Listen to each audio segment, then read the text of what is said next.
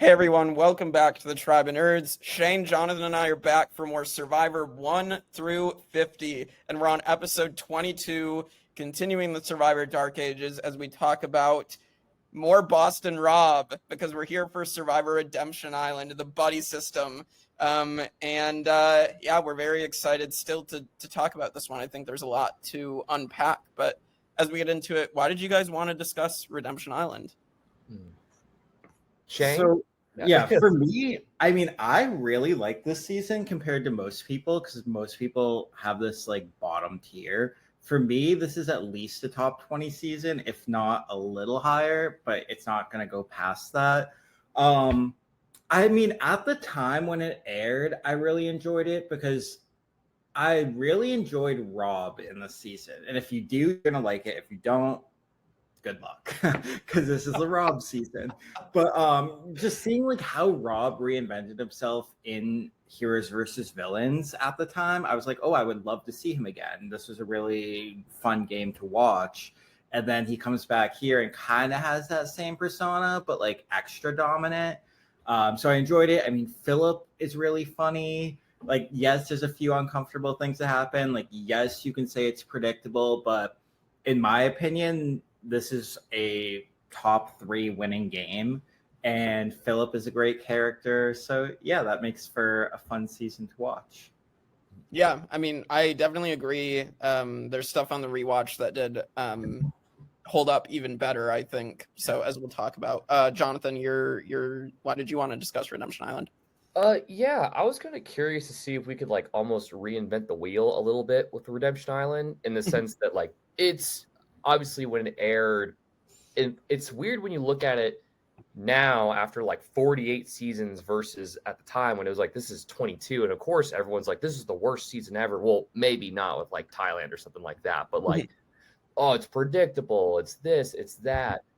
But I think when I say like reinvent the wheel, like obviously they wanted this whole war. They wanted a war between Boston Rob and Russell. Like the only reason why this season exists is because that one comment they said to each other at the Heroes versus Villains reunion, where he's like, I could go back to the island and kick your ass kind of thing. And they're like, that's a great idea, a great thing to have in this season. But obviously it kind of ended up being the Boston Rob show.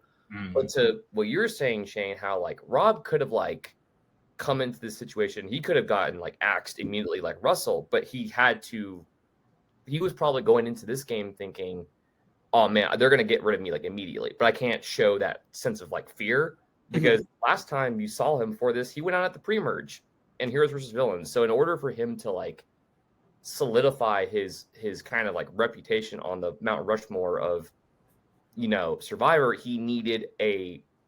after a decade, he needed a win. And I think this was the season that officially put him on that Mount Rushmore of players. Yeah, I also think like this season started that Mount Rushmore talk, because I don't really think it had been around, and then it started creeping up.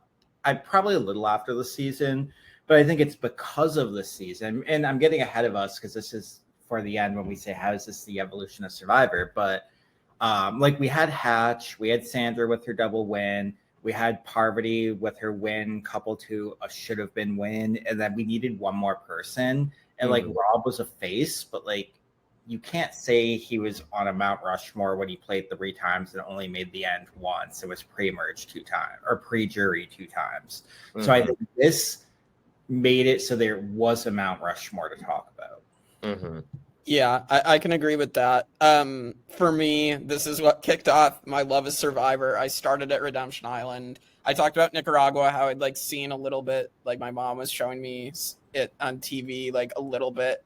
And then I'm kind of like, okay, maybe I'll keep that in the back of my head for a while.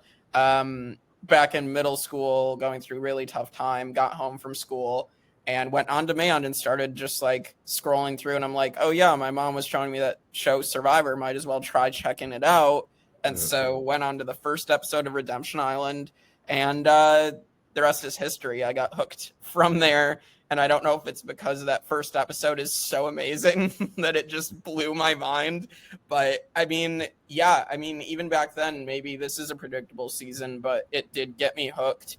And like, Yeah, I mean, it does a lot for the show despite the predictable nature. And even on a rewatch now, I think it's taken me several rewatches now to get back like what I thought like the first time, because it's a little hard to sit through at times. But then you like, once we're in this like hole of like of rewatching these seasons and being excited for every single one, then it's like, this isn't as bad. Like, it's not like Thailand levels of like unrewatchable. Like, there's some fun stuff to talk about. Yeah, there's some uncomfortable stuff we will bring up. But yeah, I enjoy this season. We will have fun talking about Boston Rob, talking about Phillip, some of the other characters that are gonna be on our screens. Yeah, and in terms of predictability, I mean, I feel like that's only an issue the first time you see a season, and on a rewatch, like, you already know what's happening, so predictability is out the window. Right. Yeah, that's very true. And so, yeah, I'm very excited to get to it. Before we get into it, yeah, like, comment, share, subscribe, all that good stuff. And if you want more content from this season, Shane and I talked to Phillip Sheppard as well, so you can go check that out by this point. And yeah, hear what the specialist has to say. But yeah, we're gonna get into it.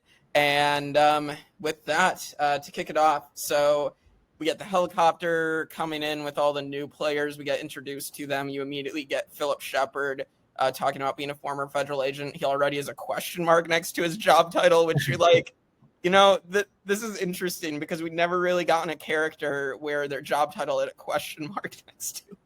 Yeah. Like, I wonder, did he just never mention that to them before, and that's why? Or are they just, like, putting it there to play into what they want us to perceive of him? Because I find it really hard to believe that they wouldn't know about it, because I feel like they do their research. Yeah.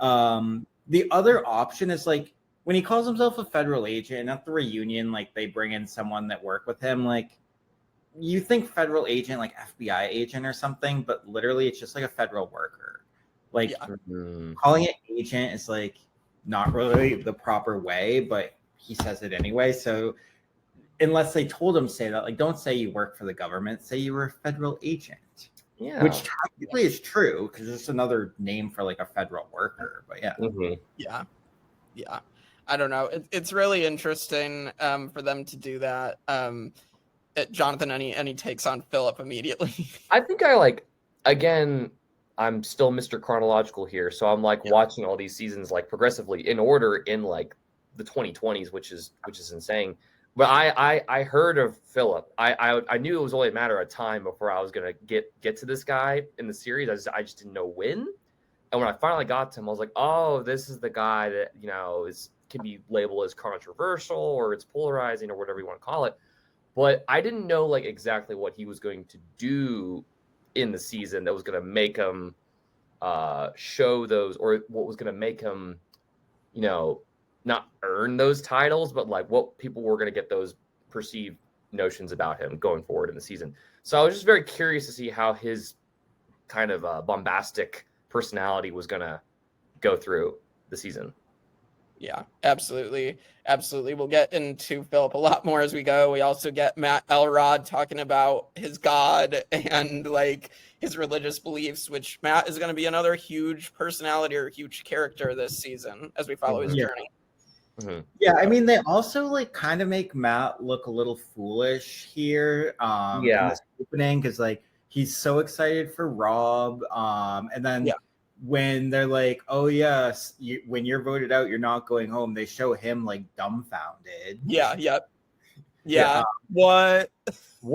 No way. Which I feel like, looking at this cast, it seems like they were trying to recreate a lot of past characters. Like, Matt is supposed to be like Fabio, because like he looks like Fabio, and that was the season before. I mean, Phillip is clearly your coach, because Phillip was such a big character, and Phillip's doing a lot of the same stuff. I mean, he's quoting like, I forget who he's quoting, but he's also quoting like his great grandfather that may or may not actually be American. Yeah, and he's quoting other people too. I mean, Ralph. Ralph is almost like your big Tom, and David Murphy is like Rob C or something like that. Yeah, or a Fishback knockoff. Oh yeah. Yeah, absolutely. I agree with that. Yeah, we do get Ralph, as mentioned. Unfortunately, Ralph has passed away, but Ralph Kaiser saying there's never been a dumbass to win the game before. So, yeah, we get some confessionals there. We get to the beach, and immediately another copter comes in, and we get Boston Rob and Russell Hantz emerging, and two very different reactions. You have people very excited to see Boston Rob. I mean, most of them definitely got recruited and just saw him on Heroes vs. Villains. So they were very excited. Then Russell comes out. You have like Mike going, no. And then like Stephanie Valencia is like the one person excited to see Russell. Which it's actually smart on her because she knows what his MO is. It's like aligned with the younger women. So she tried to be like, okay, well, if I end up on a tribe with him, I'd rather be with him than against him. Although maybe in this case, you'd want to be against him because he would have gone farther. But True. Yeah. I mean, she was going based off of what she had seen. Yeah. So, but yeah, right away they get split onto their tribes. You get Rob going to Ometepe, Russell going to Zapatera, and then you get the explanation of the Redemption Island twist. What was your guys' reaction to Redemption Island being explained here? Because we've obviously gotten the Outcasts and Pearl Islands. That was like the only other basis we had for once you're voted out, you get another chance to come back in. So and that was so long ago too that like I kind of forgot that there was ever a time when people could come back in the game, because for me, like I hadn't watched Pearl Islands in real time, so I had caught up on it by this point, but I still was like, yeah, I don't really remember that. So this was interesting, but I knew this was coming because the season was heavily spoiled. I had come across those spoilers. The spoilers are very wrong. It had Kimbo Slice being on the season and idling out Boston Rob. That was a spoiler on there, or getting idled out or something like that. But like Kimbo Slice was in the top 6. Boston Rob was in the top 4, but not the winner. Yeah, crazy. Damn, Kimbo. And like those were like legit spoilers about Kimbo Slice. Like it wasn't like people thought it was fake. Like people really thought it was real. That's odd. Jonathan, your thoughts on the Redemption Island twist? I don't think.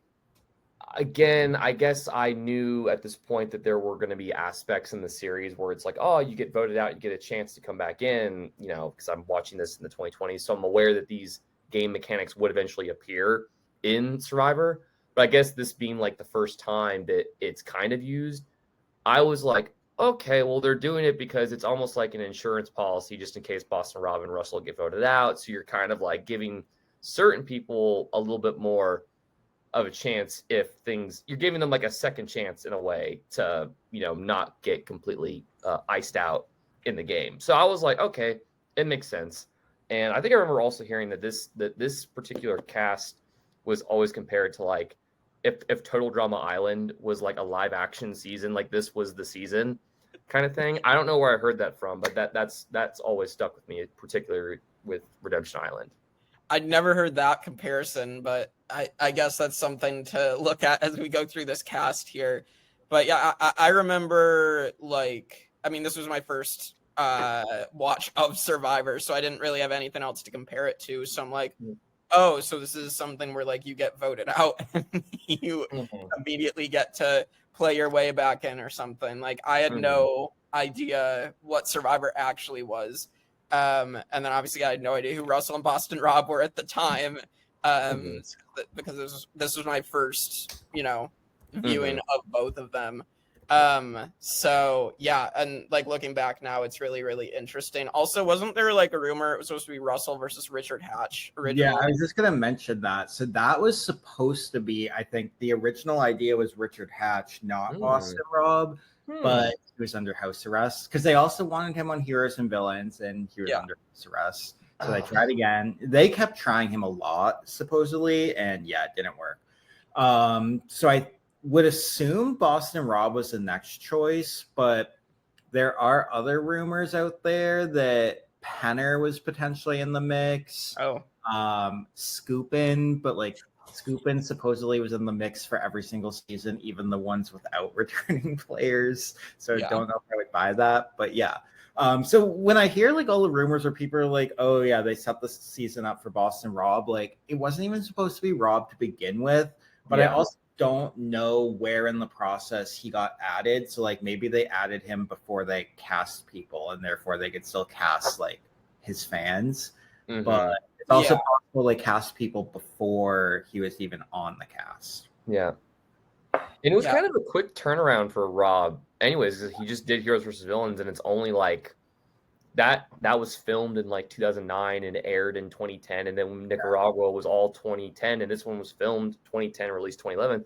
So it's just like a year turnaround from him playing. And at this point, because they do say it at the end of the show or at the end of the season, he's like, I've done it all. I don't need to come back again. And I was surprised that he was, he did like a 6-year layoff from All Stars to this. So I guess he probably had a little bit more like energy to probably go do it again, especially if they're asking him particularly. But it's weird that he wasn't really considered to be the number one person on the list to come back. But of course, they just kind of maybe played around with the narrative like, oh, it's Rob versus Russell because of all the drama with Heroes versus Villains. So, but I mean, it worked out in his favor. So, yeah. Well, yeah, Heroes versus Villains really elevated Rob's like status because he was big with All Stars. Like he was like not just Survivor big, but like as a reality show star. Yeah, he was like big. And then like you said, we kind of forgot about him, and then he comes back and reinvents himself, and everyone loved it.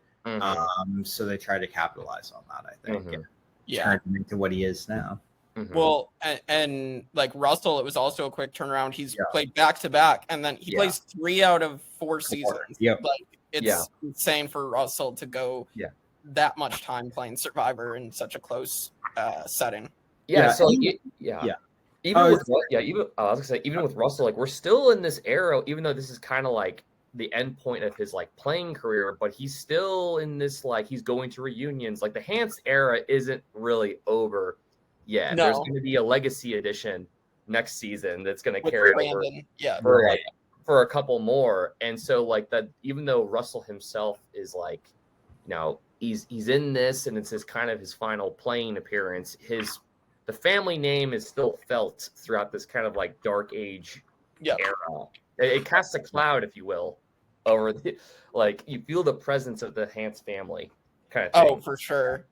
That's like a lot of this era now is just finishing up the Hantz legacy. Obviously, Brandon played twice, and then Willie, Russell's brother, got kicked out of Big Brother. So, like, it's and that also goes to show you with certain like I call them like obviously we call them characters, but they're real people in real life. But just for the sake of calling them like characters, how like it's almost like in waves in Survivor. Like during the certain era, there's like Stephanie, right? Like she was like that focal point character for a period of time in an area, or Sari was like this character, or like Parvati. And so like we're kind of in this phase of like the Russell Hantz wave, or we're flying, and eventually we'll get out of this and we'll go into like another character at some point. So it's very fascinating to see how Survivor transitions from who's the new kid in town that we're all kind of like focusing on to go through these seasons with. Right. Yeah.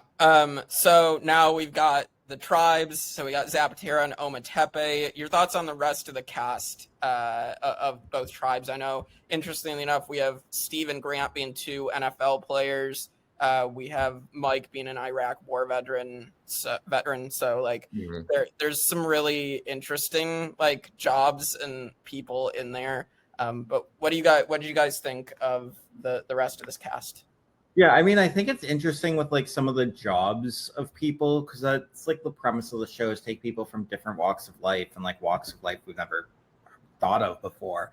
But ultimately, like there are some people on this cast that are my least favorite survivors of all time. There are some I really don't like as characters, and it's some of them like they didn't even do that much wrong. It's just I didn't like them. Like, Julie Wolf. Well, she did some stuff wrong at the not reunion, at the finale. And there's a really, really funny behind the scenes thing from the Ponderosa videos that I'll get to at the end. Yeah, I think I know what you're bringing up. Yeah, I'll let you bring that up when we get there. Yeah. But yeah, no, I mean, yeah, this is a cast that is like there's an interesting mix of people, but then there's people like you just don't really like or you don't really remember. Mm-hmm. Yeah. Or some like during the season, like I wasn't like a big Grant fan, but I didn't like dislike him. But once the reunion came, I disliked him because like, get over it. We'll get there as we go through. But Jonathan, any other thoughts on the rest of this cast? I mean, I don't know. I think I just knew, like, I think I just kind of had this preconceived notion going in that this was going to be the Rob show. I knew that this, like, nobody else matters here except Rob kind of thing. So it was like that well, then there's other people that stand out that would come back later. But I think just the energy with the cast, how it's like one half is completely obsessed and starstruck with one person, then the other half is completely just not buying what this other returning player is saying kind of thing. So it's a stark contrast with like, I don't know. I think we're still in that era. I don't know like how modern Survivor players we're probably going to see it in 50. Like, are they going to be extremely starstruck or are they going to be like, no, I don't care. Like, get rid of you kind of thing. Mm-hmm. So it's just one of those things where I was like, yeah, like I kind of know where this is going to go, but I'm not trying to dog on anybody or anything like that, but it's definitely hard to root for certain people when you're seeing it like they're just being completely used to like, and they don't see it kind of thing. And so you're just, well, what are you going to do? You know? Yeah, we'll get into that more as we go along. So we have our tribes. We do have some interesting stuff on Ometepe because Christina goes looking for the idol immediately and finds it. So Christina immediately opposes Rob. Rob's also like notices her looking through the box for clues. And he's like, hey, I know you know what you're doing. I'm watching you. Immediately on his hit list. Yeah. Immediately. Yeah. He doesn't want people with him reinventing his wheel a little bit, because we still have like players that are like, okay, like they've watched Survivor, they know to look for idols, but it's like in his world, that's like he doesn't want people like that around. He wants people that are completely just indoctrinated into his charm and his system, whereas anybody that like is against that, or he will get numbers to isolate you kind of thing. So it's almost like if you're playing against him, you want to make him feel like that you are a zombie to him, but you're not really under his charm kind of thing. Whereas like if you're openly against him, he'll find numbers to get rid of you kind of thing. So it's very interesting to see people like think that they're going to stand up to him, but it doesn't really like work out in this season. Right. Yeah. Well, and I mean, we also immediately got Francesca saying that Rob's sizing them all up like they're prey, which again, if you're on the mat and you see returning players, we're going to talk about it next week with Christine as well. Like, why are you going to tell the returning player that they're either not wanted or that you're worried about them? Yeah, it's definitely not great strategy, and that helps doom Francesca here. Yeah. As well as what we're gonna get to shortly. So Ometepe does lose the challenge. I do know, like, instantly, like, you have Stephanie and Russell going off, and like Russell's picking up the cute girls again. Stephanie does say something interesting with like Zapatera being the physically weaker tribe when we get to the first challenge, and Ometepe is the one struggling to move like the heavy like stairs. So I found that very interesting because I didn't think one tribe was like so much. I mean, I think Zapatera had like a few maybe physically stronger people, but I thought they were kind of balanced. I mean,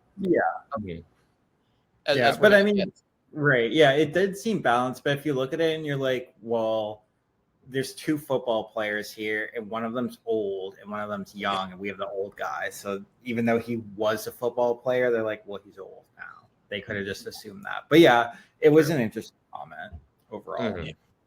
But something I noted that I had never really thought of before, but back at camp, because we know what's going to happen at Tribal with Phillip and Francesqua, but even Rob, like before Tribal happens, Rob is saying something to someone, I forget who, and he's like, "Oh yeah, Francine over there." I'm like, Yeah. "No, you can get her name right." Freaking Rob. And little do we know, it's gonna get much worse at Tribal. Oh no, yeah, it's gonna get much worse. But I noticed that too. I was like, Boston Rob, you literally, I don't know if he's like, because he says Francesca in the confessional, so I'm almost like, I feel like he definitely did that to like make it seem like he doesn't know, make the other players think he doesn't know who he's talking to, or so.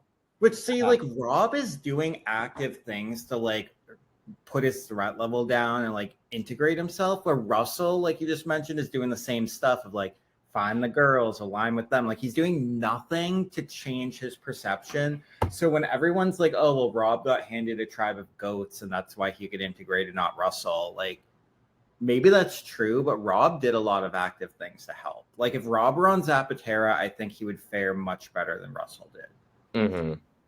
Yeah, I think he would have to adapt. I don't think him on Zapatera would be different. That's another what if we could do at some point. What if their roles were reversed? But I do think Russell does the same strategy on both sides. I mean, again, the fact that he's just doing the same strategy, he literally says, I don't need numbers. Numbers suck. I'm going to go with the 3.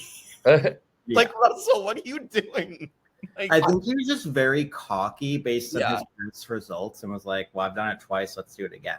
Oh, yeah. I think because he definitely was more of like, dude, I played 2 back-to-back seasons. I made it to the finale both times. I didn't win, but I'm like hot shit. So he knows like I can just do this again and no one's going to like, he didn't. Sometimes you need space and time away from the game. Like Boston Rob had a 6-year layoff before he did Heroes vs. Villains. He got his shit rocked when he did it in 20, and he's like, okay, if I'm going to get back, I need to make a change in my life, kind of thing. And I think he obviously made the changes that he needed to carry the game forward or reinvent his wheel. Yeah, exactly. The only thing is, time does not help Russell because not on US Survivor, but he does come back to a Survivor, and it doesn't help. Yeah, no, I don't think Russell even, as you said, time, it's definitely not going to help him. I think he's just that type of person that's going to try the same strategy of running into a brick wall every single time. So, like, all right. So, we're going to get to the tribal council. So basically Christina and Francesca are like, we'll tell Phillip, Boston Rob, but we're really going to vote for Natalie. But then it goes to tribal council, and I guess Francesca does herself no favors here either. She immediately just blows up everything. Like she immediately says, oh yeah, we're not voting Boston Rob out. Which I mean, I guess you want to be like, we're not voting Rob out, but of course, Phillip, after being told that, is now going to be like, wait, I thought you said we're voting Rob. And so then basically it devolves into Francesca and Phillip arguing. Phillip can't pronounce Francesca's name or Francesqua and has to correct him every single time. And we get and then at one point he's like, my mouth is dry. I can't speak properly. I've been getting treatment for it. I love Phillip immediately, honestly. Like this is great. And so so that happens, and then you get Boston Rob's awesome maneuvering here as well, where Christine, her idol, and ends up Christina, like her idol comes out, and Boston Rob's like, hand me the idol and you'll stay. Like, which is just insane that he's basically like. And I mean, it's good for him as well because like everybody else immediately sees Christina is lying to everybody, not just Rob. So, so like this, he's able to do that in a way that doesn't blow his game up. So, but and he already had like the majority on his side at that point too. So it's almost kind of like if you're being asked that by him, it looks bad on you. It's almost like it's almost like not a win-win. Kind of thing where it's like if you don't give it to him, you're untrustworthy and you have an idol and whatever. But if you do give it to him, it's like I don't think it's like you're the strong arming technique kind of thing in front of everybody. It's like, and if people have the numbers against you, it's almost like not a win-win. Yeah, I feel like she at that point she just needed to keep it like she did. I mean, there's not really any other way for her. I do think Christina, like, she is a good player potentially. I think on a season without Boston Rob, I think she can do a bit better, but oh yeah, there's definitely scenarios where she can go quite far in the game. In this particular season, though, and even if you rerun the season in a simulator, like, she's not going to go that far because she's never going to be a Boston Rob sheep, and that's what you have to do to get far in the season. Yeah. We also get the great Boston Rob confessional of, like, you amateurs, you never think, what's the exact quote? It's like, you never know how to keep your mouth shut. That's what it is. Yeah. And so he's basically like, thanks for the memories. So then we get the Francesca Christina split, and the funniest part I noticed on the rewatch is that the last vote for Francesca is Francesqua, and I'm pretty confident it's Philip's vote.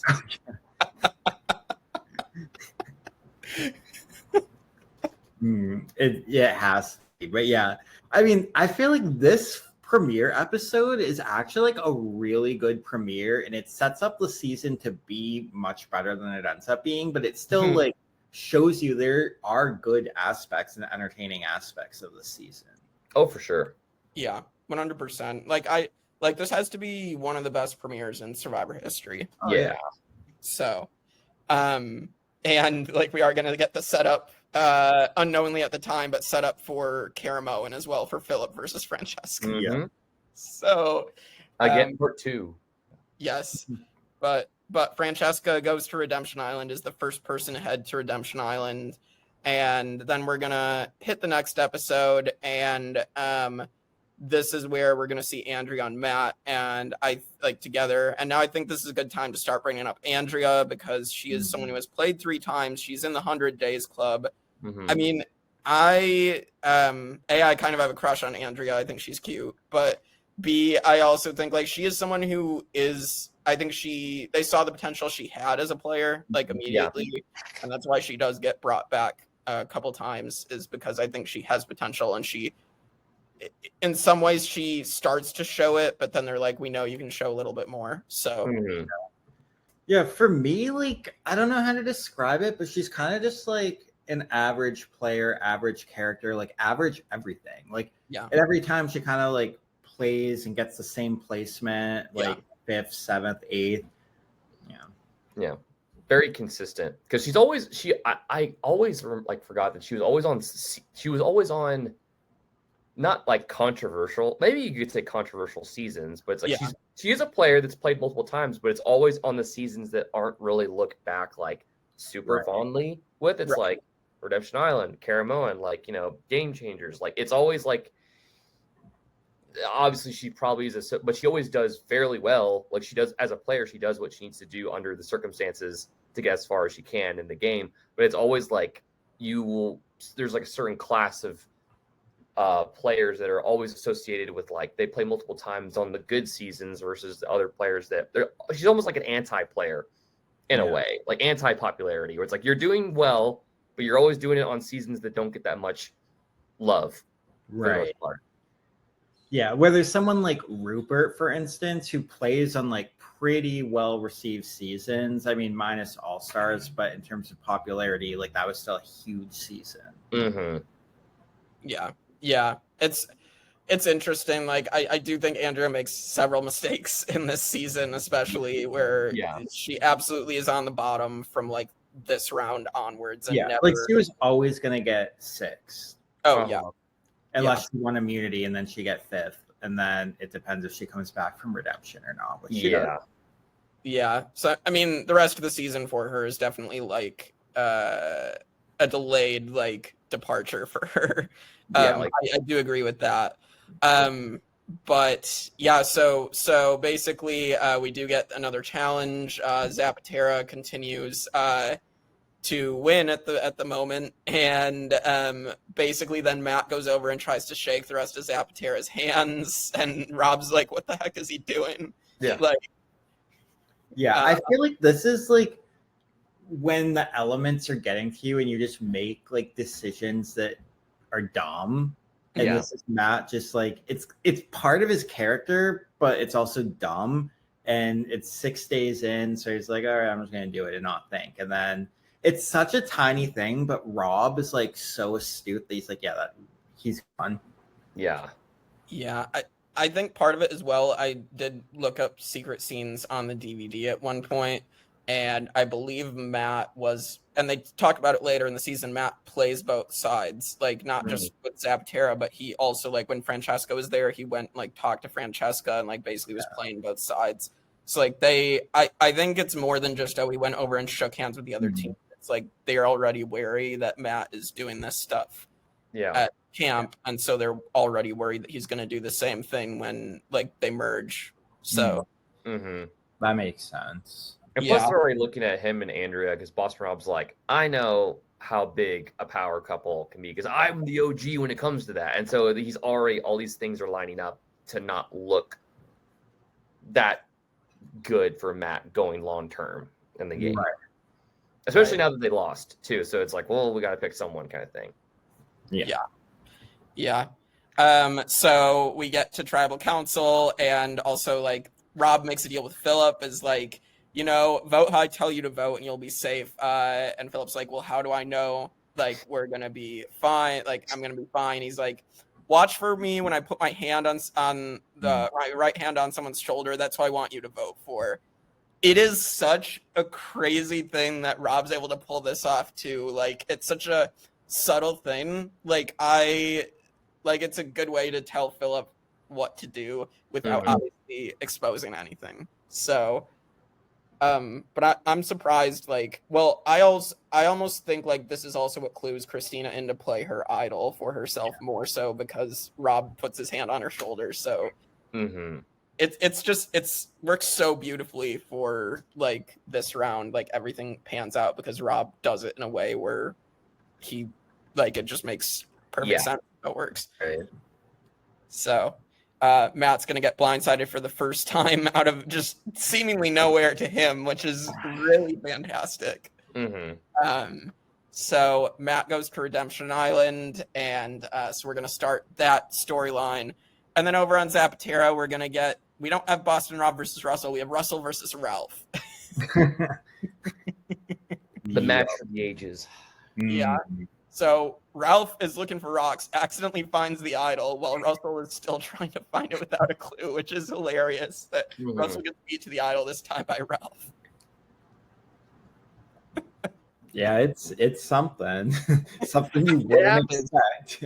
Yeah, it happens. And then I think, is this the same episode where Ralph basically and Russell get like their little, like, maybe it is an argument where they both kind of confront each other over the situation. And he's like, you don't want to mess with me, Ralph. Like, they're just like going at it at this point. But it's like Russell's, I feel like now that everyone's caught wind to his game and know what he's about, he's basically getting not as much traction anymore as he thought that he would be getting in the game. Yeah, because he gets confronted by Mike and Ralph. And it's funny, like, again, Mike, I think Mike was in a great position on original Zapatera because, like, he is someone who could be viewed as, like, a leader or a huge physical threat. And, like, nobody's even targeting Mike at all. Yeah. So, but, yeah, so we're going to get that argument. Russell also going pretty personal in his attacks and everything, calling Ralph the dumbest person on the face of the earth, which... Again, Russell pulling out his Rupert insults from Heroes versus Villains. So, but this is where Zapatera is going to come up with the plan. Let's throw the immunity challenge, which, again, you cannot give momentum like this early in the game. This is something I'll agree with Russell on. I think this is a really dumb time to be throwing a challenge. Yeah.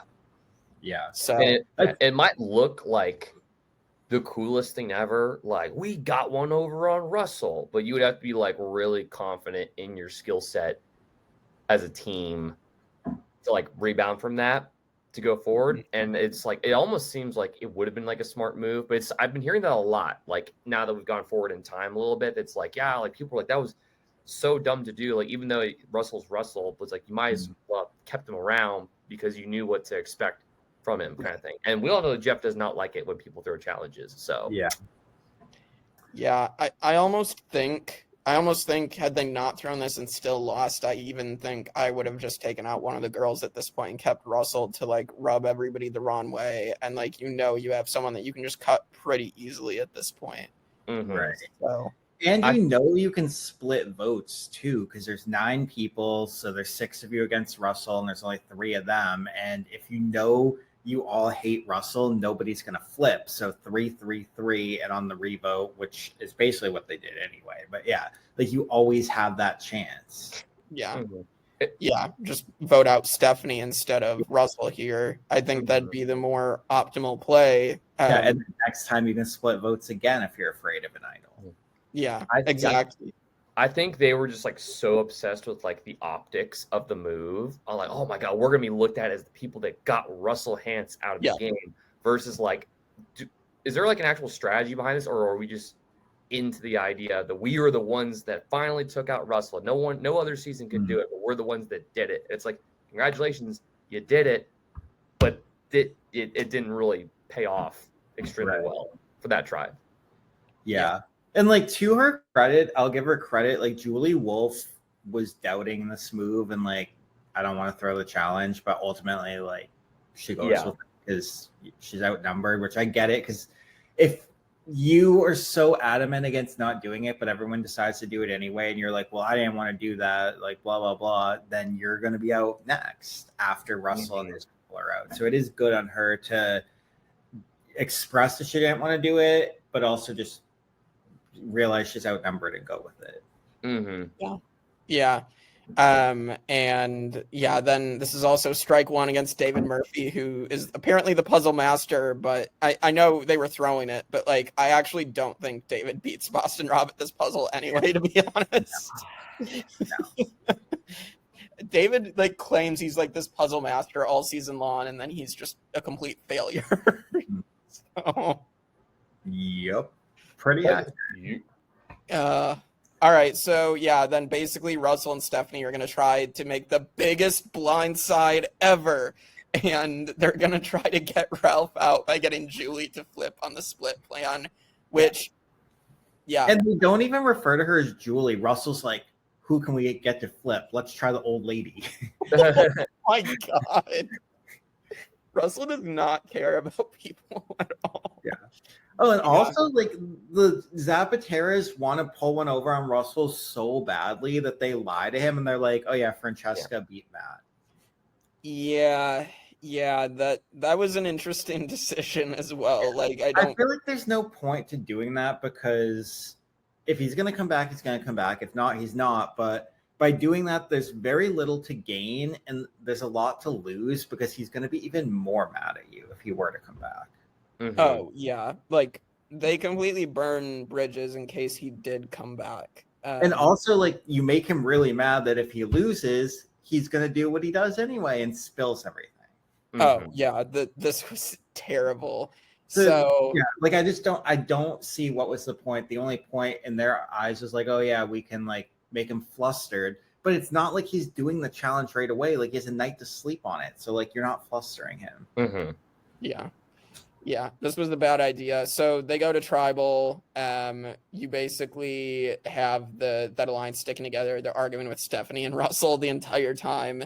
And Russell is going to be voted out for the first time in Survivor history, which is a big deal because everybody was saying Russell's the greatest player ever. And to see him get voted out here is a pretty big deal.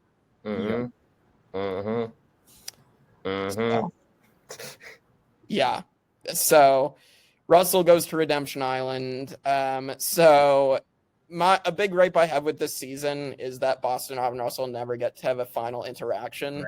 So like you're not even getting like a reaction from Rob after Russell gets eliminated. Like I feel like that would have been so good to have like that storyline tied up to at least have Boston Rob like react, give a confessional about Russell after the elimination. But So, but let's get into the Redemption Island duel that eliminates Russell, because this is a big one, the Dominoes challenge. So Matt ends up pulling out the upset and knocking Russell Hantz out, which reduces him to tears. So this is, well, I guess the second time because Russell cried at the reunion. Hmm. but Yeah. but really the first time we've seen this man sob uncontrollably at getting eliminated. So yeah, Russell cries, and so it's a kind of a humanizing moment for like this guy that's supposed to be like the most evil player. Yeah. It's a weird moment because I've watched some videos where like he's talked about that now, and he in his mind, what his excuse why he acted the way that he acted was he was doing all of this within like a year. Yeah. And so his brain was in like constant like survivor gamer mode, like unfiltered on this, on that. So it's weird. It was, people were like, he breaks down into tears and he's having this moment, and it's like almost this character that had been like at the forefront of people's attention in the survivor community is now reduced to this very like human level, and whether you like him or not, or you believe him or not. And of course it's short-lived because then he goes off and starts yelling at everybody there. But it's like at least you had like 5 seconds of Russell being like kind of a human, and then it's like, okay, then he's like F you, like whatever, like, they're gonna lose without, it's like it was a weird moment to see someone that was at the forefront of everyone's attention in Survivor just like have their story kind of like cut preemptively, who was arguably one half of the season, of the intended season. Yeah. So yeah, and then here we have everything getting exposed because Russell then throws everything out about Zapatera. Russell and Ralph then get into it, and Ralph all of a sudden exposes that he is the idol and has a terrible fake out lie, and Phillip's like, "You're not lying. I heard." I'm a former special agent. I know. I know when people are telling the truth. Oh man. Yeah, I mean, Phillip's right, but again, this was one of the worst lies I've ever heard. Mm-hmm. I faked you. It was very bad. Again, they were like so obsessed with like the optics of getting Russell out that they just like forgot that like there's like, he's still goading you and baiting you into revealing information. He's not even in the game anymore, and you're biting on every thing that he's giving in front of people. So it's just like, short-term satisfaction for chosen over a long-term gain kind of thing. Yeah. All right, so I think we can kind of skip around now. I think that episode, like after the Redemption Island duel, I do have a few notes because there's some funny things here, and this is definitely the start of the annoyance with Phillip. For sure, because the episode before, it's also kind of maybe a bad move on Rob, but like the episode before, he basically tells Phillip, he's like, "You're in the alliance now, but you're number 5." So you're telling someone they're number 5. And Phillip actually, like, even in this episode, like, he has a confessional where he's like, "I know I'm the outcast." And he doesn't do anything with it. The stepchild. Yeah. Yup. Here's like where they have like Rob mentioning the saggy bottoms, and then he's like bending over, and Natalie and Ashley are like gagging and making cute faces. Oh my God, it is awkward. I feel so bad laughing at it. Yeah. But it's like, yeah, the pink undies, like I'm curious because I feel like I've heard Phillip say before on RHAP that like production forced him to wear the pink undies. Like I think I've heard that. So I don't doubt it because like Cochran was forced to wear a sweater vest. Yeah. So I'm betting 100% that they make you. I mean, at least now, like they dictate what you wear, and I think this was around the time when they were basically dictating what you wear to them. Yeah. Here. This is where they started like the color coded clothing to go with what tribe you were on, and that's lasted through almost the whole show at this point. Yeah.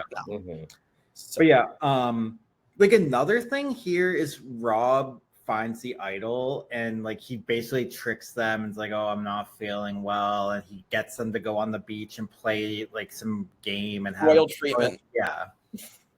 And then tricks them, finds the idol. When he finds it, I didn't write down exactly what he says, but I wrote down like he gives a winner confessional. Like this is when you know he's winning, and like the confessional foreshadows it.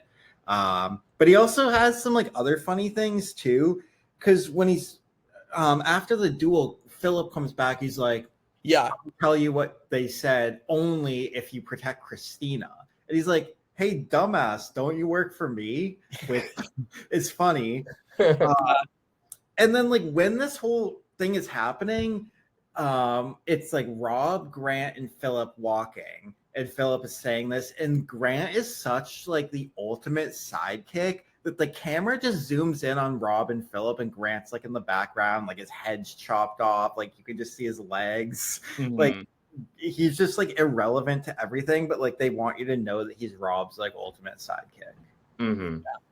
Yeah.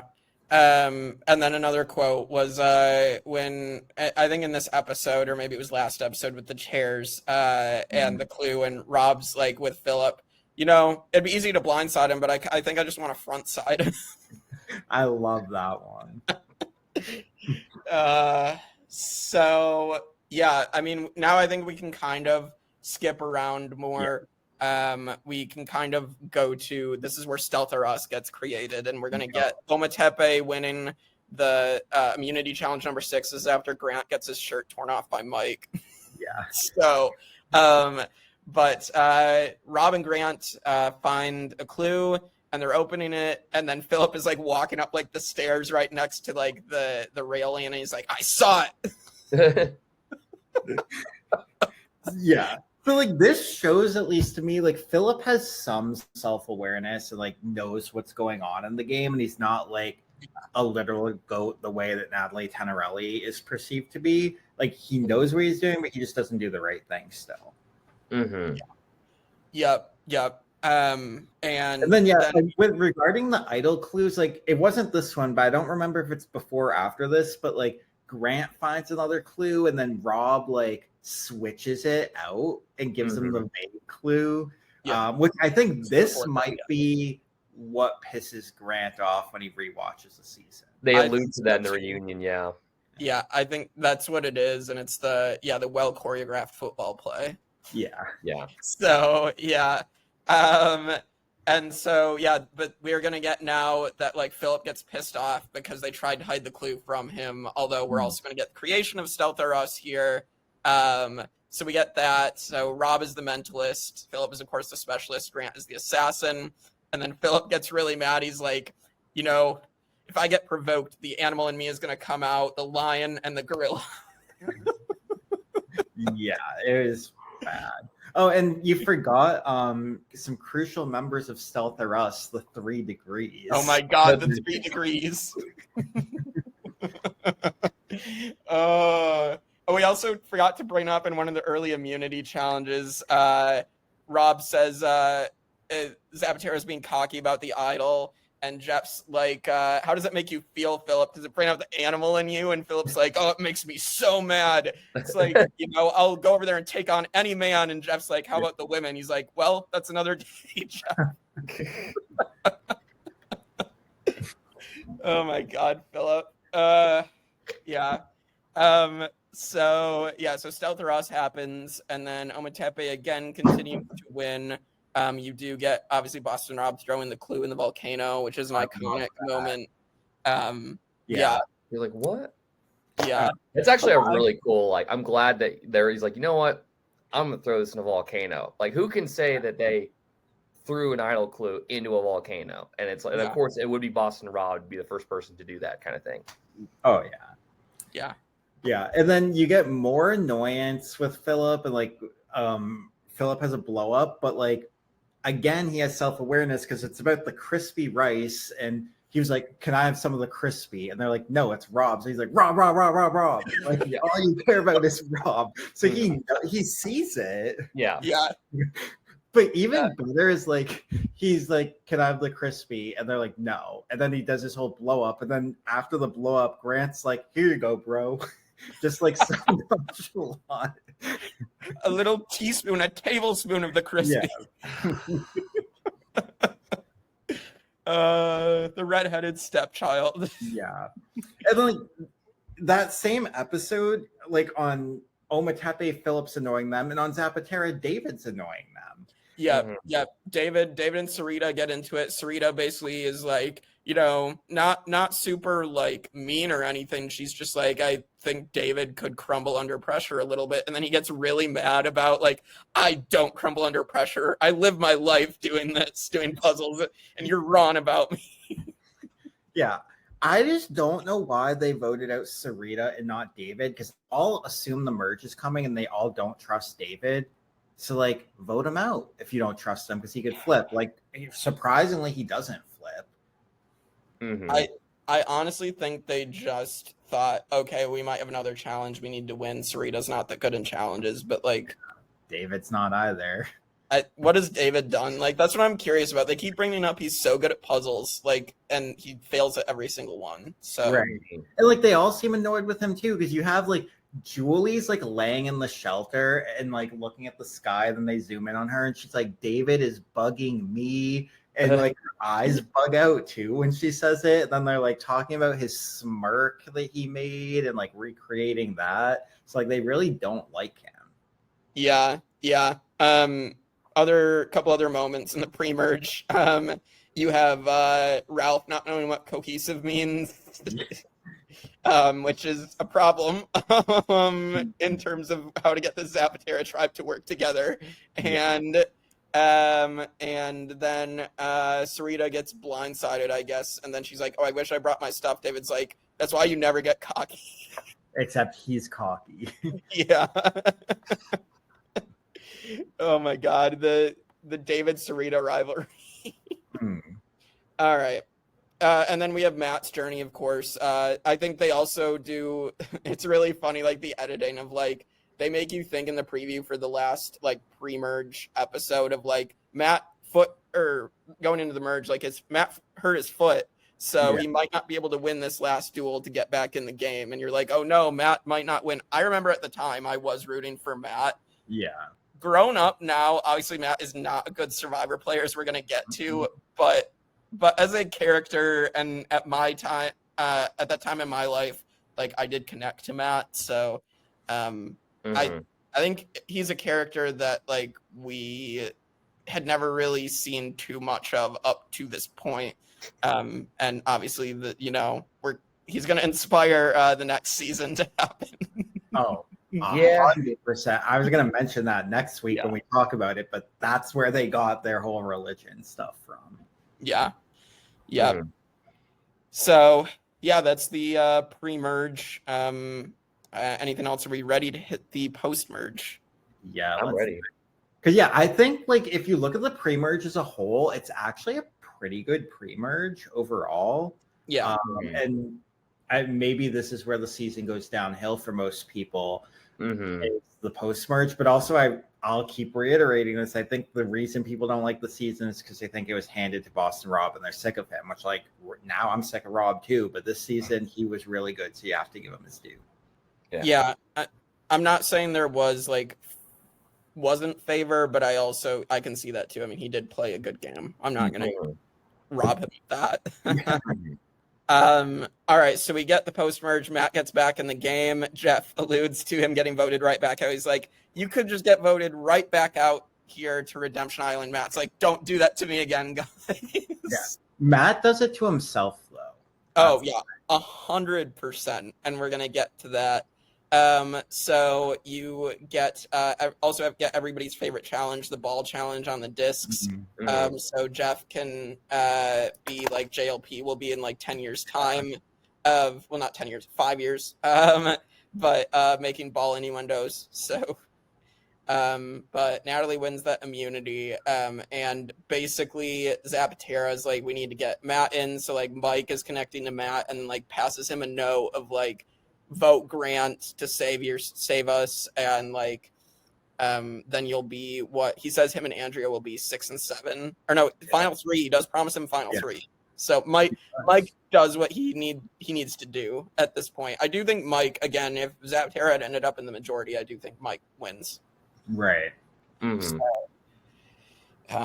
but that was smart on Mike, not smart on Matt. What he's gonna do is literally like he's sitting on that rock with Rob, and then he's like, Rob, I was gonna blindside you. I still might in the future, but I'm with you. Like, I'm sticking with you for this vote. Andrea was gonna do it with me. Yes. He gets himself voted out by Andrea too, because he throws Andrea under the bus right in front of her. Like, this is bad. Really. Like, he's not thinking at all. Yeah. This is terrible.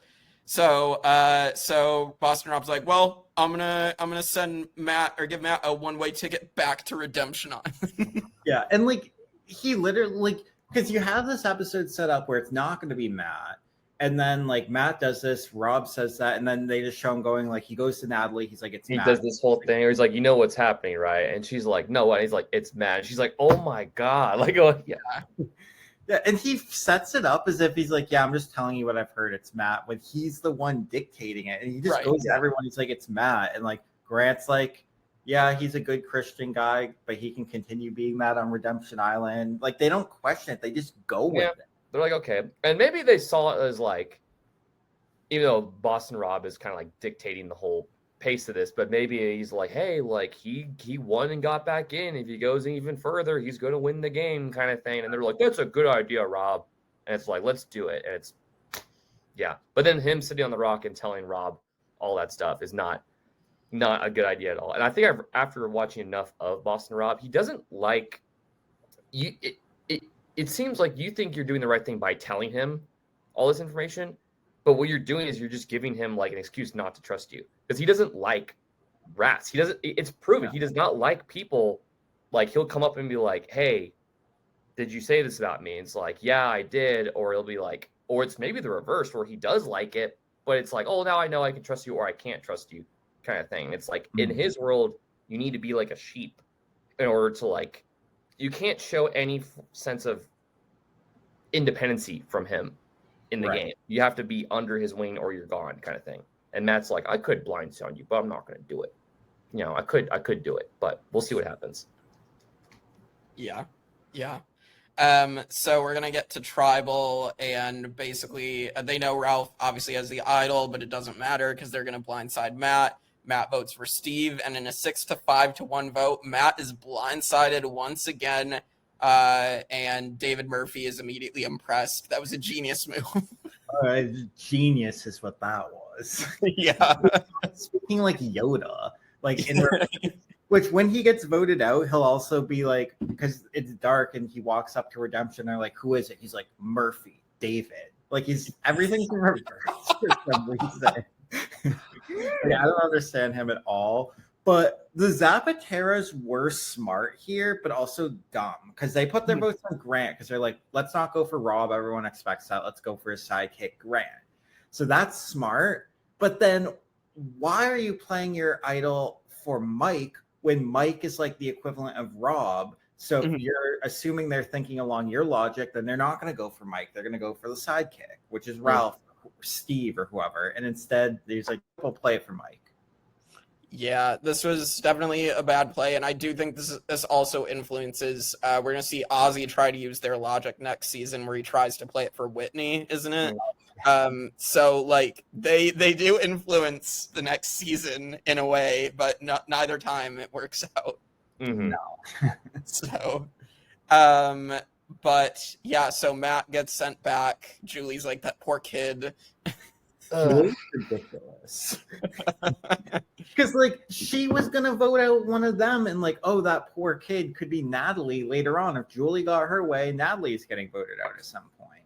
Yeah, it's ridiculous.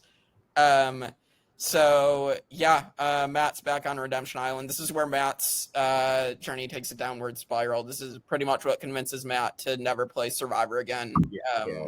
So, which is unfortunate. Blame him. Yeah, I don't blame him either. Honestly, like, yeah. Oh yeah, and then I also remember a couple things I forgot about from that tribal. Phillip has a ridiculous comment that's so funny. Like when he just says something in like the parasite or something, it's like acidic, like, and everyone starts laughing. It's just ridiculous, and like this is really cementing Phillip like in this coach role. And also Julie, back to Julie. Just this holier than thou attitude. Like when Matt's voted out, she's just like shaking her head in disgust as if she's like holier than thou and everyone's so disgusting to do that. It's ridiculous. And then last point, Matt, when he's walking down the path, he's a visionary, I think, because he says, "What the hell, guys?" He is the first person to actually say that. He just waits until he's down the path, not in tribal council. Yeah, that is crazy. Yeah, because Matt's sent back to his holy place at Redemption Island. He's constantly getting like martyred in the game, basically. Yeah. All right, so basically Zapatera is completely down in numbers. We're going to see them get kicked off. We do have funny things in between, obviously, mainly with Phillip, and obviously we will talk about the uncomfortable moment a bit. But we do get, I think this is also where Phillip picks up his feather, his first feather. I actually love this tribal council in terms of like, so they comment on Phillip's feather. Ralph's like, I wish like I could get a feather, and Phillip's like, only someone with great honor and like doing something heroic could get a feather. Ralph's just like, oh.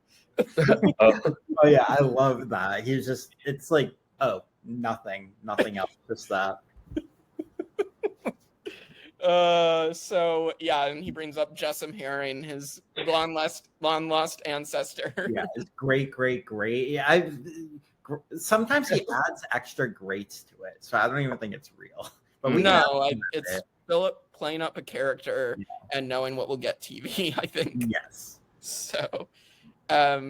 So that happens, and then you also have Zapatera basically saying, "Phillip, you're on the bottom," before they're going to vote for Phillip anyway. Yeah, which is ridiculous.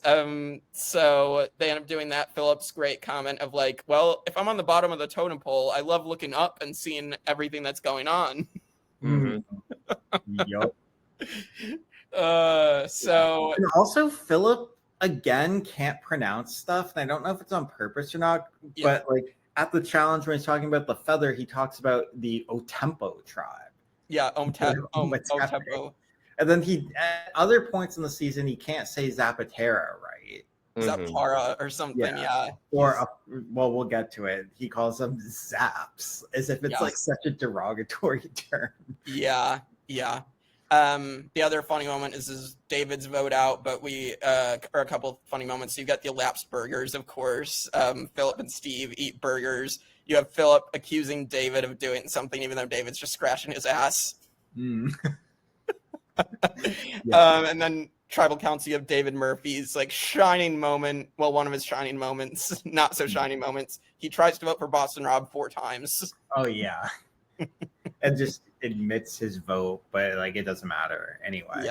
But yeah, before that happened too, like this is also where Rob like solidifies himself as this godfather, because he has this godfather like confessional too. So Ashley and Natalie are there. Ralph comes over and he's like, am I on the chop block? And like, just tell me and I'll vote for you in the end over Rob. And Natalie tells Rob because she's like up his ass, and this sinks Ashley's fate. From here on out, Ashley's done. Like this is the moment that does it. And Rob has a confessional, like it's just Godfather. Like he's like, Ashley, you could have told me, you didn't, so you gotta go. Yeah. And you also get the buddy system getting invented as well. Name of the episode, we have to talk about this. So Boston Rob somehow convinces 5 other adults that they have to have a buddy throughout the whole time, and they can't leave their buddy. Oh my god! Like he's gonna try this again in Winners at War, and it's gonna like backfire completely. But I just can't believe like it was only this group of people that I think he could just like tell to like force them to pair up and not talk to anybody else. So it's insane. But yeah, we are going to get to Rice Wars. I mean, it's an uncomfortable situation. On the rewatch, I do think like, I do think Phillip, I see where he's coming from. Like, I don't think he's making, you know, completely unfounded statements about how he feels. And he's only one of only 2 African-American people in the entire cast. Yeah. I like that they let him tell his story about like him and his dad at the grocery store, because that gives a lot of context to it and makes you see like where he's coming from, where like the word crazy in that scenario he interprets a different way. Yeah. And in my opinion, I think I've said in the past, like maybe Steve didn't completely mean it. I don't know if he meant it that way, but also the fact like Phillip effectively is telling him not to do that, and Steve just continues to make fun of Phillip. So, and I would like, at first I agreed with you with like, I don't think Steve meant to do that, but on this rewatch, like earlier on, like episode 3, I think. So when they tell Russell that Francesca won, he's like, let's tell him the black girl won. Yeah. Like he doesn't even call her by her name. Yeah, it's not great at all. So like I can completely see where Phillip is coming from in this situation. So it's just unfortunate. And like, yeah, the Rice situation, it could have been handled very differently, but obviously like I don't think Zapatera should just be that rude when Phillip is just asking to have a little bit of rice, I guess. But I don't think they should have separated their rice. Like, we don't have enough context, but it does seem like that's Zapatera choosing to do that because they're like, we're on the bottom anyway, so who cares? But they want us to think it's because Boston Rob has so much control that he's like, no, we have to have separate everything. But Zapatera's, in my opinion, from what I've seen, it seems like they chose to do that almost like retaliation. Yeah, absolutely. Yeah. And then Julie hides Phillip shorts. And production definitely tells him where they are. I almost think they also forced Julie to say something at Tribal because, like, I don't know, that part, maybe not that, but they definitely told him where his shorts were. Oh yeah, and at Tribal, he's like, he mentions it, and Jeff's like, what happened? And he's like, a former Zap took my shorts. It's like he screams it, and it's like, so he's trying to make it so derogatory. Which is interesting because he like has this argument with Steve about derogatory language. Now he's trying to like throw a simple term, but like make it derogatory. Yeah. And then, you think it's probably going to be Steve. Then Julie admits this and then is shocked when she gets voted. Yeah. Like, what are you talking about, Julie? You know, you're getting picked off and you're completely shocked that it was you. So that happens, and then we're gonna lose Ralph and Steve as well, and I don't think we need to really talk about that. But we do get the loved ones challenge where Mike does give like loved ones to everybody left in the game. I mean, I don't think it really would have made a difference had Mike made it back in, because I think they were still going to see him as a threat, obviously, and get rid of him. But like, I mean, it was probably the best thing he could have done at this point. So because the way that jury was, like, anybody that came back or any Zapatera that makes it to the end, it doesn't matter who you are, you're winning. Mike would have won hands down. Yeah. So obviously then the other big moment is we get to the staircase challenge, and we have Boston Rob carrying his family on his back. And gulping water at the end. Like, he had the gulping water in Heroes versus Villains when it was getting the best of him, and here he does it again. Yeah.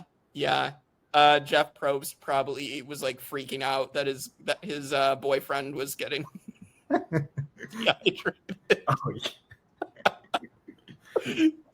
Oh my god. All right, so that happens, and then we're obviously going to get the Andrea Boo, which has been set up since like episode 2. So. Yeah, we knew this was coming. Yeah, Andrea, again, I still think she had potential that was, obviously she was just kind of Boston Rob zombie the whole rest of the time, but like she had potential that she kind of showed when she came back, but also like she always makes the same mistakes regardless. Yeah. But yeah, one thing about like it's not really relevant to Andrea being a zombie, but for Ashley and Natalie, like it turns out they knew he had the idol, so that scared them. So like they couldn't do anything because they even mentioned it at the reunion. They're like, "Yeah, we knew he had the idol, so like even if we wanted to work with Andrea when she comes back, like we can't." Yeah. I don't know. I mean, yes, I don't know. Like they obviously could have done something and they just chose not to. Yeah. I mean, they could have blindsided him, sure, but the problem is he won like 4 immunity challenges. So he won almost every immunity. So when it comes time to be able to blindside him, it's only like 1 or 2 more times you can play the idol. So the odds of him playing it are extremely high. Mm-hmm. That's true. Yeah, that is true. I mean, they could have maybe tried something at the Grant vote initially, the initial final 5, but they viewed Grant as a bigger threat because Grant, and it might actually be true because Grant could have beat him at the end because they just did not want to vote for Rob. Like the Zapateras, they would have voted Grant. 100%. We'll talk about that at the end here. But yeah, so Ashley goes on her little immunity streak, and basically Grant is going to get voted out and sent to Redemption Island. This is also Rob has like another Godfather confessional where he's like, Grant, when you watch this back, it wasn't supposed to be you, which is true. It was going to be Ashley. Yeah. Mm-hmm. But it's also true that Rob wasn't going to take Grant to the end. Right. Yeah. He couldn't. So yeah, I mean, before we get to the finale too, I think we forgot to bring up Matt's God has literally been carrying me confessional. Yeah. So Matt's journey. I feel for Matt, but again, he's again such a bad player. Like his only real content is Redemption Island because he only plays for 7 days of the actual game. Mm-hmm. So he goes to 3 tribals. He gets voted out at 2 of them. Yeah. And he is the second player to get voted out twice because Burton and Pearl Islands was the first. But yeah, I mean, if you were comparing them, I do think like Burton is definitely the better player than Matt. So because Burton comes back and like yes, he has immunity the first round, but he survives until final 5. And he adjusted his strategy too. Yeah, and he was playing the good cop to fair play's bad cop. Like he knew what he was doing. So Matt just like doesn't adapt at all. Yeah, no. So yeah, we're gonna get to the finale. Technically, 8 people are still left in contention in the finale, which is insane. Well, also one thing I noted too is when they vote out Grant, and Grant has this like confession at the end. He's like, I don't know who voted me or who betrayed me. It could have been Rob. It could have been Phillip. I'm like, Grant, do you not know how like the voting works? How Jeff doesn't read the votes. It means they were all for you. Yeah, he definitely didn't. He only read 3 votes, but like only or 3 for Grant and 1 for whoever he voted. Phillip. Yeah. The other was Grant, but like Grant clearly doesn't know it. So seeing that that gives a little more context to be like, okay, like at the reunion, Grant's mad because now he knows Rob betrayed him, and here he didn't know Rob betrayed him. Because I was always like, he clearly knows Rob voted him out here. So like, why are you're not mad at him at the finale, but you're mad at the reunion? Like, what's going on here? Or wait, it was Natalie, not Phillip. My bad. Yeah, Natalie. Because he's talking about sending a red carpet out for the princess, which is yeah. But yeah, so we get to the Redemption Island, and it's like Andrea's definitely like the underdog against like the 3 really athletic guys, and then she beats all of them. So, I mean, Andrea is really good at challenges, clearly, because she's able. I mean, it is a challenge involving balance, and that just works against the guys more so. But yeah, I mean, it definitely shocked me as a kid because I definitely thought Matt was coming back in again. And then he falls, and then I'm like, oh, it's going to be Mike then? And then Andrew Mike. So,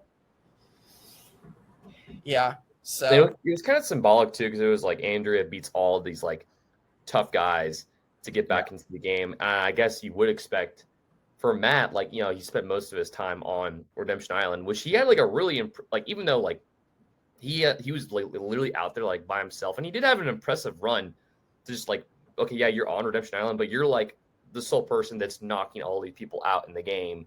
the entire time. It's not like just this like ping pong effect where people are getting voted out back and forth. It's just one consistent person that's sending everybody officially home. And of course, he gets to the last one to get back in, and then that's when Redemption Island, I guess, takes its toll on him. Yeah. I am a little shocked because his heart was not in it when he went back to Redemption Island. Obviously, like he's like, if I get eliminated, it's God's will. I don't really care at this point. And he literally still ends up winning. So it is kind of crazy he still was able to survive to like that last duel, as opposed to just getting eliminated because he wasn't trying to stay in, I don't think. Yeah. So I don't know, it's very weird. But yeah, so basically at this point, I mean, there's not really much else. I mean, we do get the maze challenge, the final challenge. This is where Boston Rob Mariano wins final immunity as Jeff is like really happy, and Boston Rob is like starts crying because like he knows he won the game at this point. And even though it's like predictable and like Jeff is basically at this point almost like giving Rob a hug in front of everybody, and I like, he's all up on him, like, and whatever. Almost, whatever.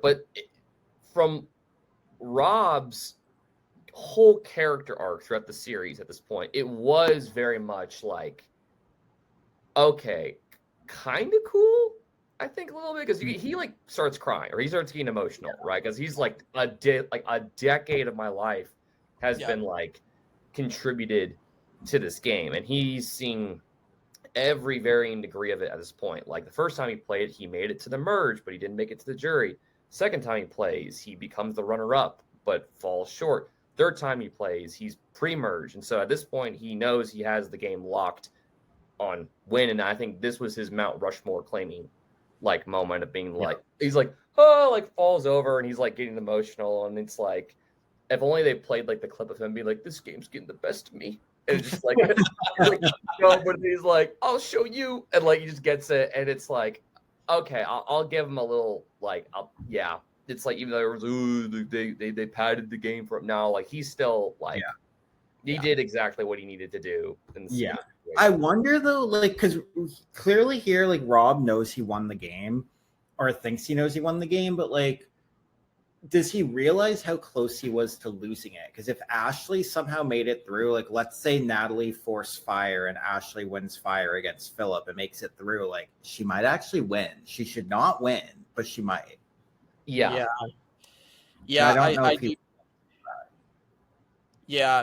don't think he does realize that, but I think he believes he has so much control over Natalie that it doesn't matter and that she won't force fire.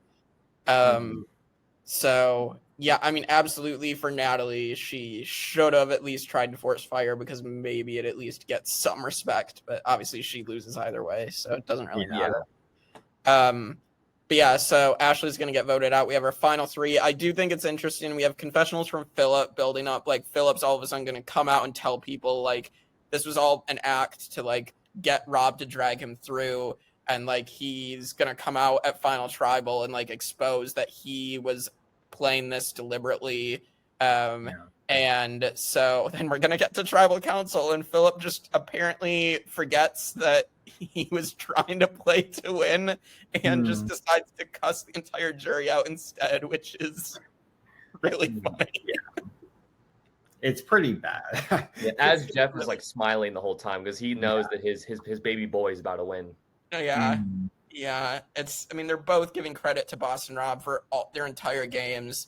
And then, I don't know. I think I've also heard somewhere Phillip said he didn't care and knew that Boston Rob was going to win, so he just gave up and decided to let Boston Rob win, which is just like, I don't know. I mean, this season, Phillip could not have won with that jury. Absolutely not. But like, the game he played has potential to get votes and potentially win depending on who he's sitting with in a different jury.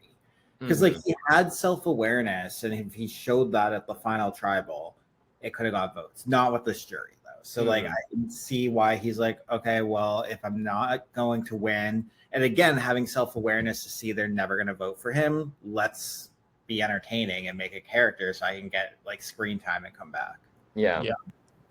Yeah. So Philip's gonna cuss out Julie Wolf, saying to hell with you, and then because she was so holier than thou. Like my notes here is that she was ridiculous at Final Tribal. yeah, She's like smiling and trying to be like, Natalie, your parents would have been so proud. I told you that. However, and then she's just like so bitchy to her. Yeah, like, and I think Shane, this is your moment to bring up the behind the scenes. Yeah, I know what you're gonna bring up. Yeah, go for it. So this was amazing because they have the Ponderosas after, and usually they don't show the final 3 ones. They only show it for a few seasons. And this one they showed it. So it just opens with Rob, Natalie, and Philip standing at a cliff by the van. And they're like, Julie had some rocks she painted for her daughters and she left them at camp. So we thought, let's bring them to her. We'll give them to her after the game. However, she was so ridiculous at Final Tribal and making stuff up that we're just going to throw them off this cliff. And they throw them off the cliff. Yeah, it was good. I love that little clip. And so that's a fun one.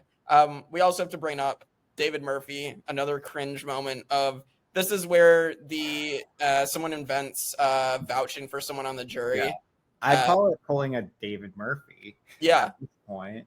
Yeah. So he's like, Boston Rob's the real mastermind. You all should vote for him because he controlled all of you and all this other using his lawyer skills to argue for Boston Rob. Yeah. And he tries to put himself up too because he's like, I'm going to do something completely different and innovative, and I'm not even going to ask questions. I'm going to talk to the jury. I'm like, okay, you invented it, great, but it's not like the most innovative thing I've ever heard. I mean, did he even invent it? Because Eric Cardona did it in a way too. Yeah, Eric Cardona did it, but like this popularized it because now everybody's going to start doing it almost every season for a little bit. So, geez, yeah.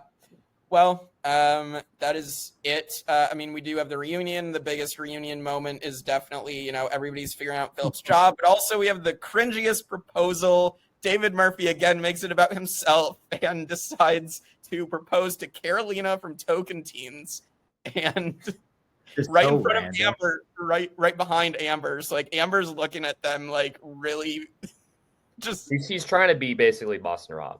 Yeah, he's literally being Boston Rob, trying to copy Boston Rob. And the tea on this, I think this is safe to reveal because people know it at this point.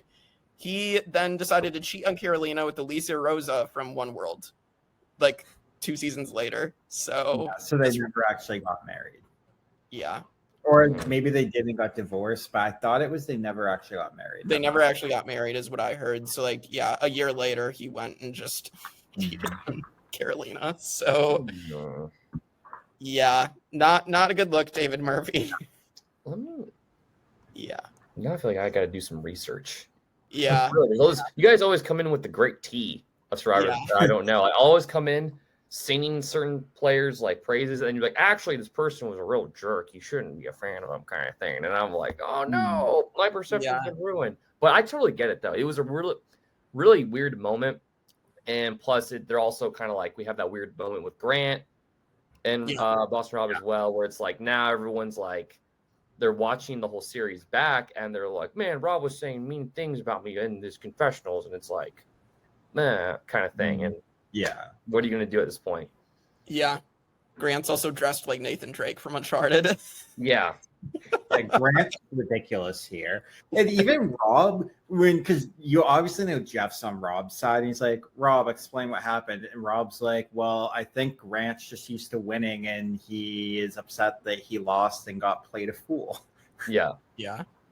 Yep. And we already brought up Philip and that whole thing at the reunion. So yeah, that is Redemption Island. So we're going to get into the rankings and whatnot real quick. The top 10 first boots, we have Tina Wesson, Sonia Christopher, Johnny Fairplay, Sugar, Chicken, Wanda, Marisa, Deb, Diane, and Peter Harkey. That is the top 10. Francesqua is number 5. She is below Sugar and above Chicken. So yeah, I can see that because I think people are ranking these first boots based on like memorability and character rather than like win equity. So if we're going on win equity, like I have Francesqua or Francesca, whatever you want to call her, like mid, maybe high mid, but mid. I have her as my number one first boot just because she's so iconic. Yeah. This tribal council just is beautiful. Chef's kiss. Yeah. All right. So that is the first boots. Fallen Angels. We have Suri Fields, Rob Sesternino, Jerry Manthe, Kathy Vio, Rudy, Yowman, Lex, Terry Dietz, Ian Rosenberger, and Johnny Fairplay. That is the top 10. Ashley Underwood is dead last. She is the worst Fallen Angel, which is funny considering. I mean, I don't think she's the worst, but people just. Yeah. I mean, I have her like low, maybe like mid, but low. Low mid, but dead last. Like there's Jan Gentry, there's Chef Keith. Yeah, there's some bad ones. I think it's very weird because like the bottom three are literally Holly, Aaron Lobdell, and Ashley Underwood, and that should not be the bottom three. Yeah, no, because Holly is better than that. Aaron Lobdell is better than that. I don't know what these people are thinking. Well, they don't tell us in the chat, so I don't care. I'm gonna keep calling these people out. Yeah, it's like you guys are crazy for ranking this person this high or something like that. Yeah.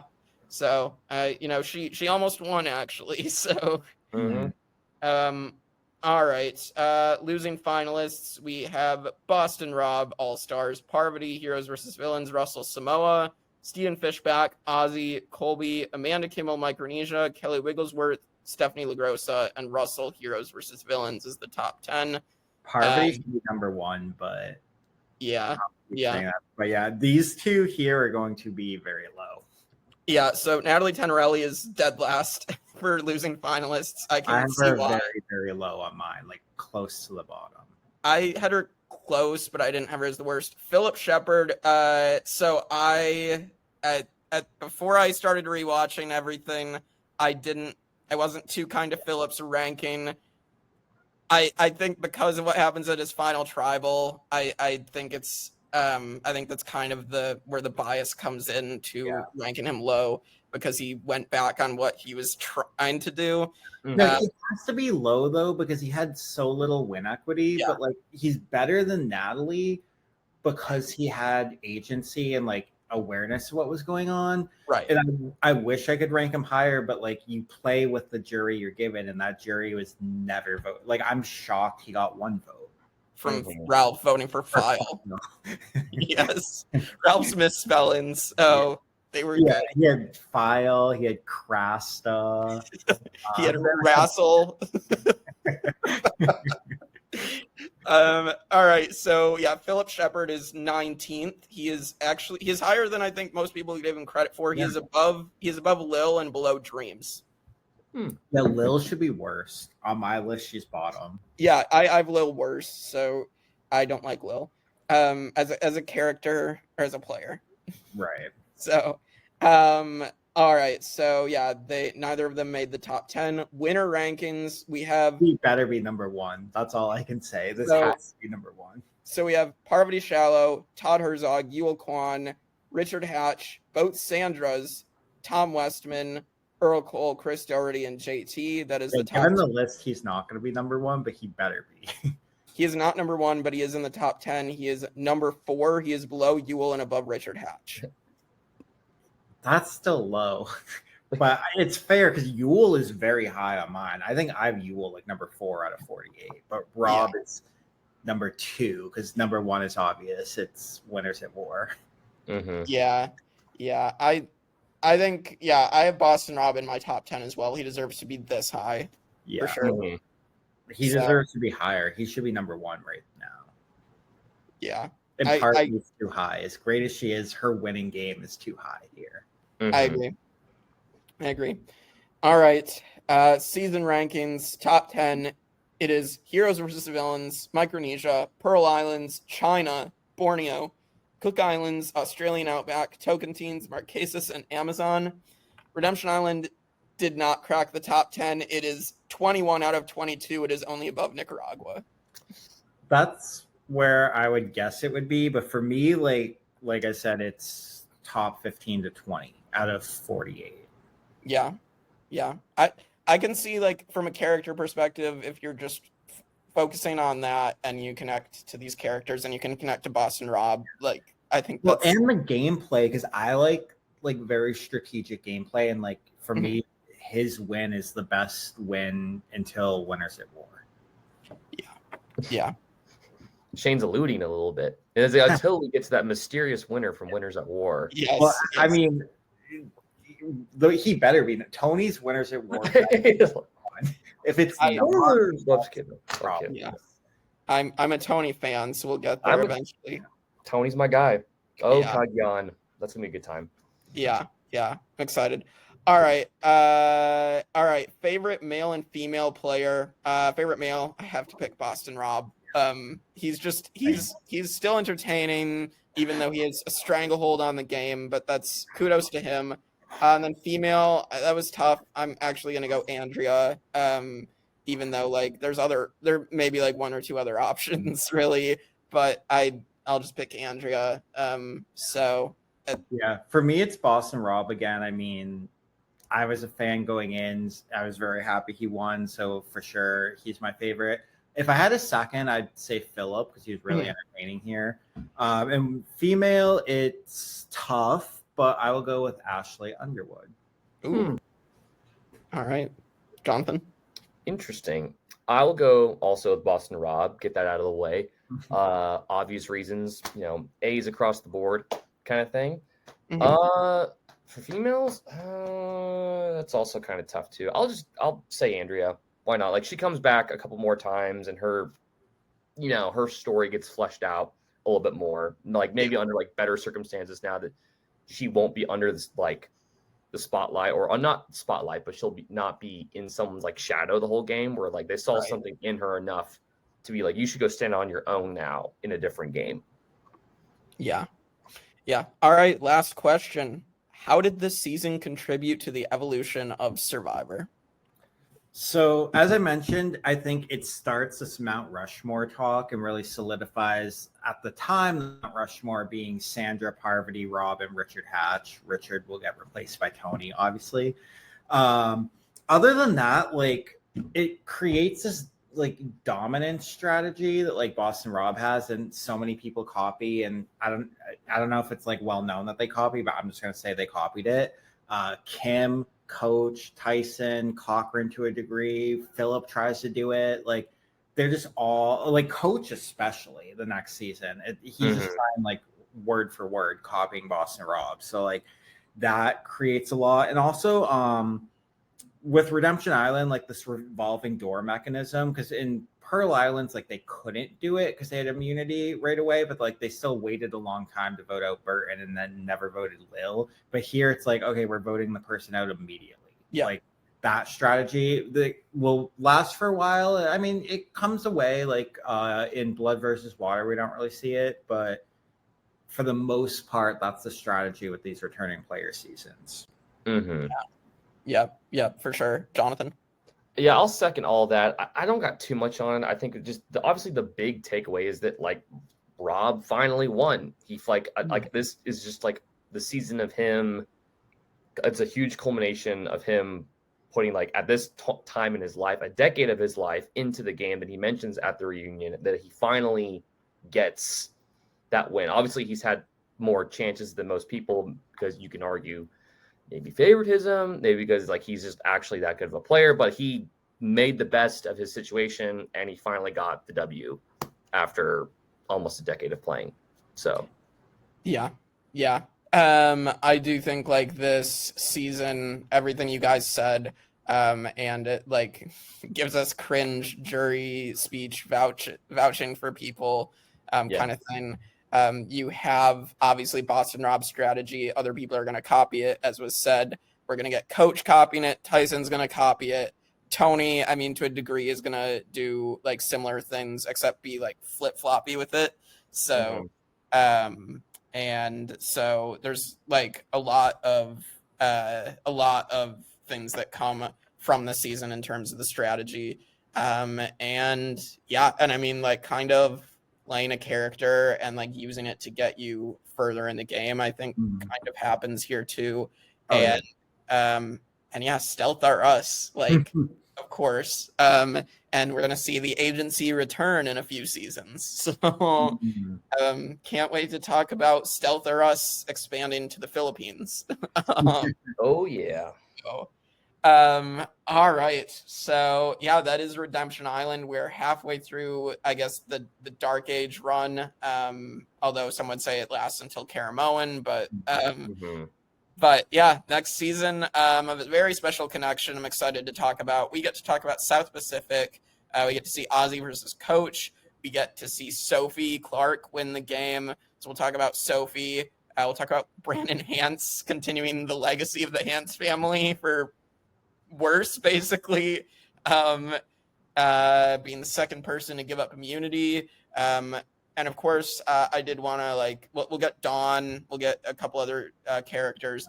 Of course, I want to bring up, we'll get to talk about Jim Rice because he's the first survivor I've ever spoken to, and he's kind of a minor character in the season, but I'm excited to kind of talk about that story and talk about, like, I think Jim is another forgotten one-time player that almost got to play again, didn't quite get there, and we'll never see again, unfortunately. And I think he was someone who really had potential. So there's a lot to talk about. Obviously, you know, we're going to see Ozzy revolutionize the Redemption Island strategy. So in a way. So yeah, I'm excited to talk about South Pacific. And with that, we will see you all next time for more Survivor 1 through 50 on the Tribe of Nerds.